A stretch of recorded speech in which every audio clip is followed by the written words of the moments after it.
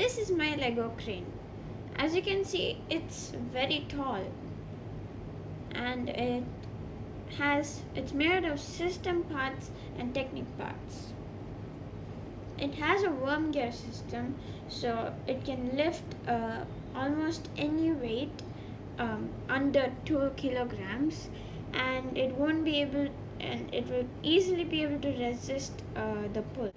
I added a small hook to the crane so it could grab onto certain Lego pieces.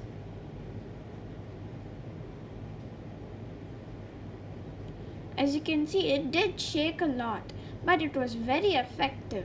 I used multiple pulleys so it would be able to work much easier. And even with the heaviest of weights, I could easily lift it with the manual pulley.